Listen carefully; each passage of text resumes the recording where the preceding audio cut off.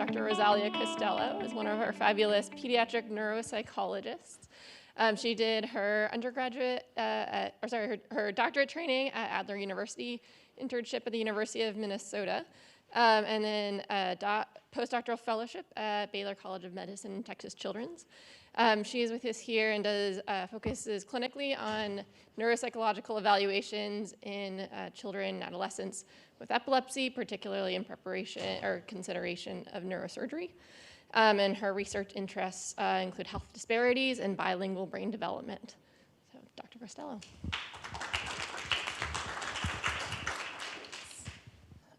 So I want to talk a little bit about how over time, kind of how we think about neuropsychology in epilepsy has shifted a bit. Some of our earlier studies focused more on global cognitive ability and kind of looking at some of those risk factors like age of onset of seizures, seizure control, EEG abnormalities, and how that might impact cognition more globally in terms of IQ or IQ decline. And then over time, in addition to that, we've looked a little bit more at some more distinct epileptic syndromes. So if we can establish like a particular neuropsychological profile associated with a given epileptic syndrome, then we can better tailor our evaluations, make preventative recommendations, give psychoeducation to families and to schools, and hopefully maximize quality of life and outcomes for developmentally, academically, and functionally. So for example, we know we can likely expect memory impairment in temporal lobe epilepsy, executive function dysfunction in frontal lobe epilepsy, or attention problems in absence epilepsy. Even more recently, while those risk factors that I mentioned were initially thought of as impacting cognitive and behavioral outcomes, neuropsychological profiles in epilepsy are now thought of a little bit more bidirectionally. So in other words, there are likely some similar underlying pathologies that can result in both intellectual impairment and epilepsy. So one does not always predate the other. Additionally, we know better than to expect neat and clean cognitive findings that obviously and directly correlate to a single lesion, for example. So even in some of those epileptic syndromes I mentioned that have historically been thought of as having fairly predictable neuropsychological profiles, more recently we've seen things like language impairment in addition to the classic attention problems in absence epilepsy, or language impairments plus depression in temporal lobe epilepsy in addition to those classic memory problems, even when seizures are coming from the non-dominant hemisphere. So we know, of course, that a lesion is not a lesion is not a lesion, but instead represents a focus within a broader network of functional connectivity. And even in focal epilepsies, we can see neurobehavioral impacts that are beyond the specific epileptogenic zone. So these are some of the reasons why in neuropsychology our testing batteries tend to be broad and attempt to cover all cognitive domains, assuming the patient's able to tolerate that, as opposed to targeting only really specific domains where we might suspect impairment based on previous literature. I often use the metaphor of the brain as being a country with families. So in other words, we know that certain brain regions or certain countries are typically responsible for certain functions, like Broca's areas for expressive language, for example, but we also know that those countries don't function in isolation. They have really essential communication with one another through groups of neurons or through highways. So if given highways are down due to that ongoing injury of epilepsy, beyond the specific lesion, we might see downstream effects in another country, or we might see efficiency of communication from one country to another being negatively impacted. So in a comprehensive neuropsychological battery, like one that might be done with a patient with new onset epilepsy, or definitely in a patient who's being worked up for potential neurosurgical intervention, cognitive domains that are included are listed here, and there are even a couple more that I couldn't quite fit. So beyond IQ, we have certain tests that gauge a patient's effort throughout the evaluation.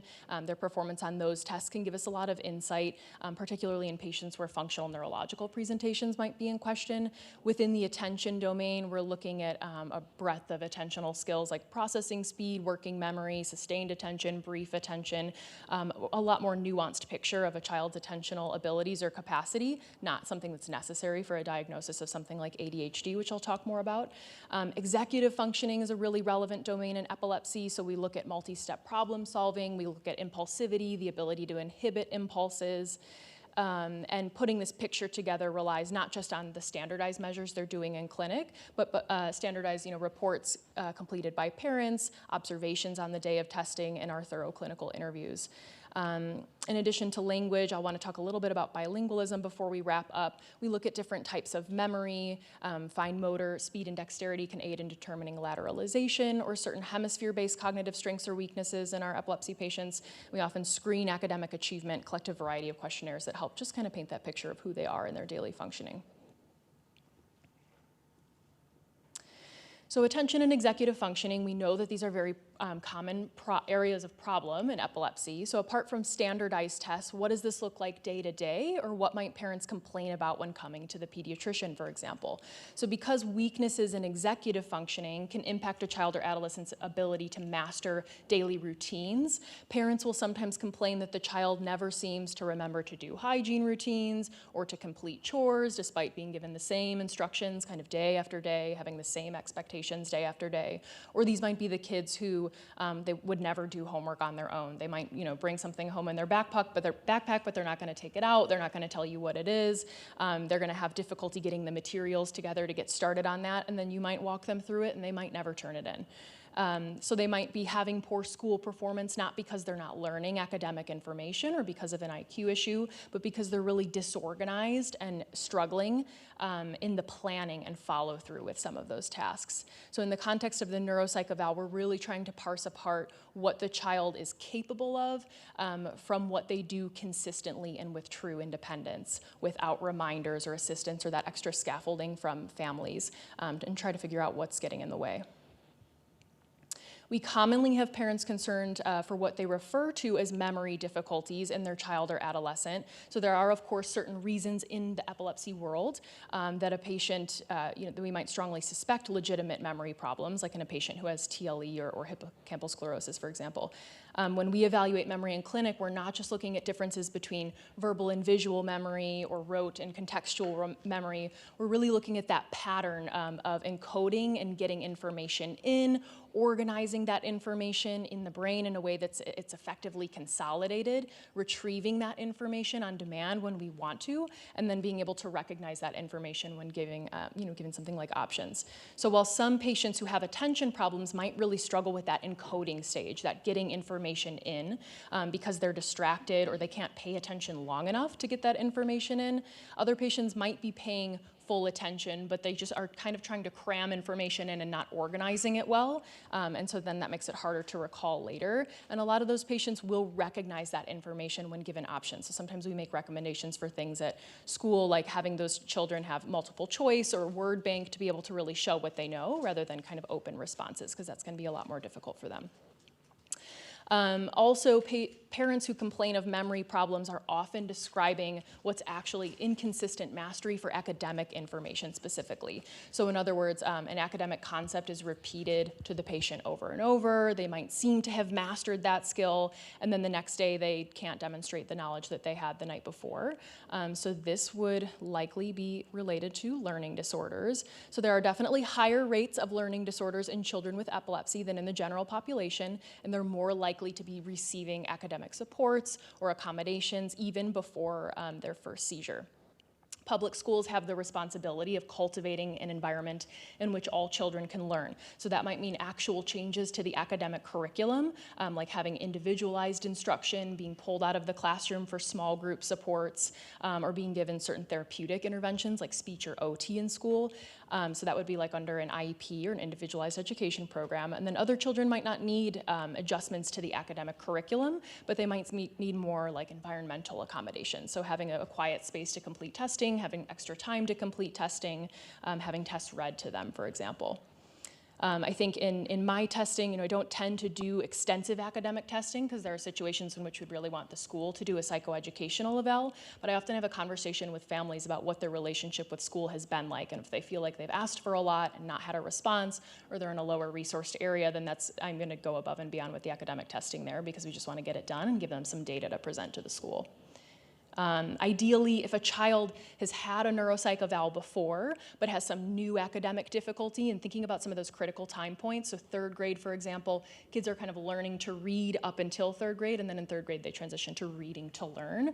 So they're having to glean a lot more meaning from what they're reading in order to advance. If they have, a new reading comprehension issue, but we know because they've had a neuropsych eval before that they have, we know where their IQ is, we know they're well supported, that's kind of an instance in which I would recommend that they ask the school for an evaluation and that they ask to meet with the special education team rather than going through a full neuropsych eval. If it seems to be a little bit more convoluted, like is this academic, is mood getting in the way, is it those attentional or executive concerns and they're having difficulty getting started on things and following through, then we can better parse that apart in a neuropsych eval. I could talk about bilingualism all day. I'm going to stop myself and I'll just kind of refer back to it at the end. Happy to talk offline anytime about levels of bilingualism and kind of impact on language development. I won't talk too much about autism because we already had a lovely presentation that went through. I was going to talk a little bit about some of the more subtle presentations that might come into clinic.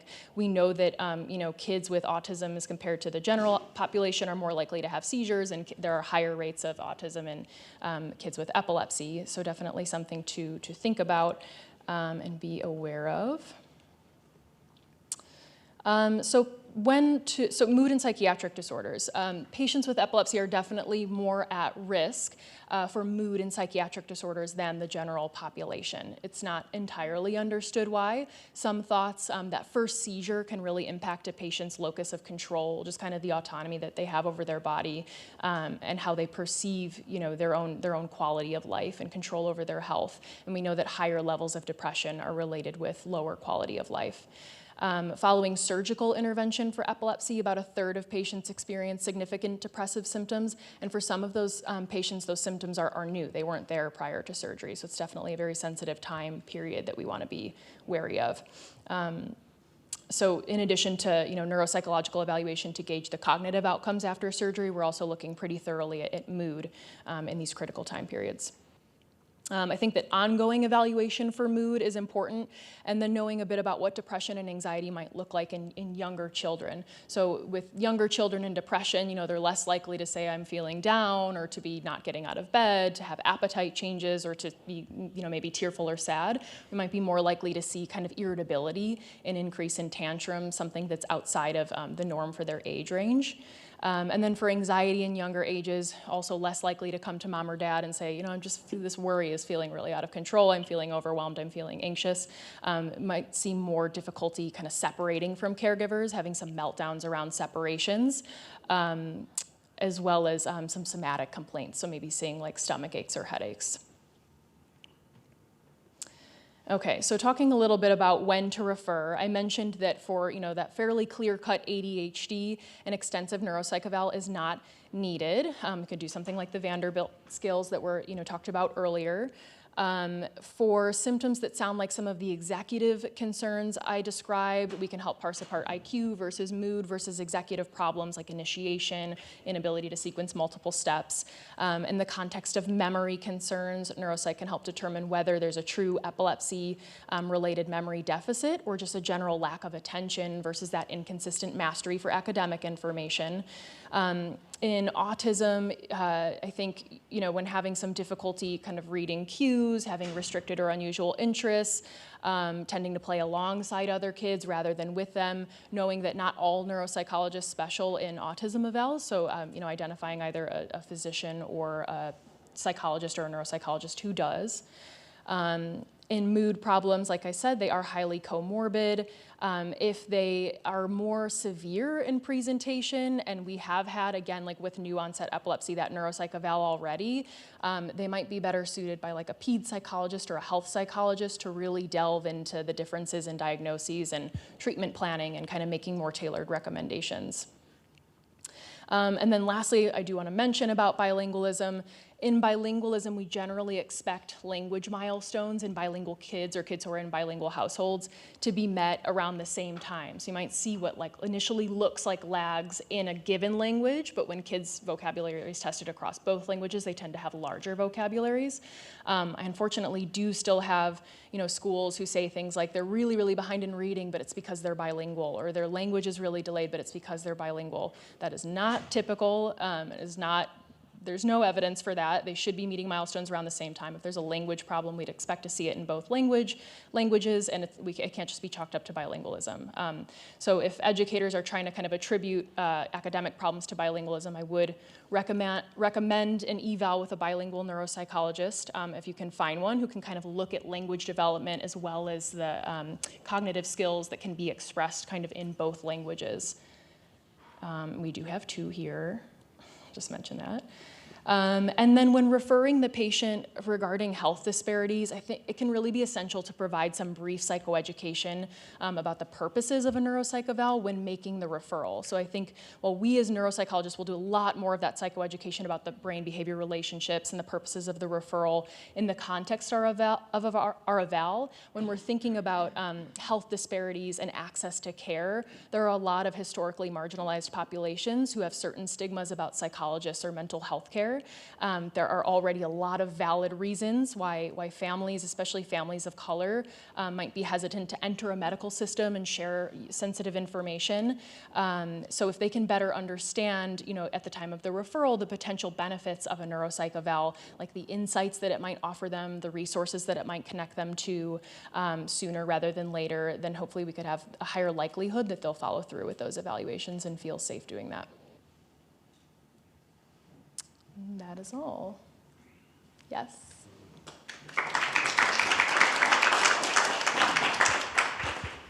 Can you comment a little bit on when a pediatrician might want to refer to like a community neuropsychologist versus an academic neuropsychologist? Yeah, so I think there are a lot of providers, like in private practice in the community, who will, can do a pretty thorough eval of ADHD, of learning disability. If there's more of a medical component and we're really wanting to be wary of kind of thinking about those typical neuropsychological profiles and evaluating the numbers and the data that we get in the context of the development of a chronic medical condition, then I would think more about referring somewhere like here. Mm-hmm. So in many communities, not Austin per se, but the patients are actually followed by pediatricians or family physicians. In someone that have had a neuropsychological evaluation before that is being managed for epilepsy or another means, how often could they or should they be tested again? So we typically recommend re-eval every 2 to 3 years, but then sooner in certain cases. So like in patients who have ESES, where we might be expecting like a decline or a regression, we want to keep closer tabs on them. And then I always tell families, if before that 2 to 3 year time period, if something changes that isn't right, there's some sudden decline or difference, then we can certainly see them further or sooner.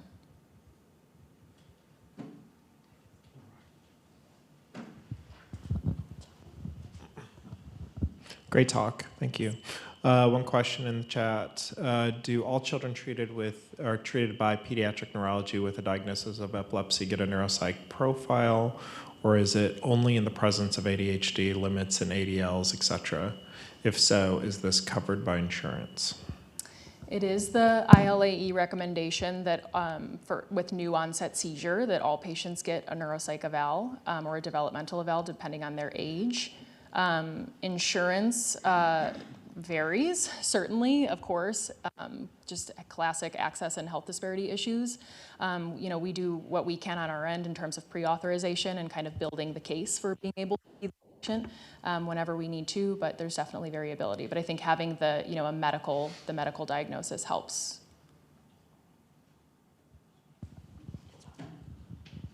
Let me jump in just before Dan takes over the mic. So thank you for mentioning about bilingual and health access, because it transcends all the talks today. My question is, I've heard throughout the day some differences in who you would do different testings in. Specific to neuropsychology, how do you try to overcome that?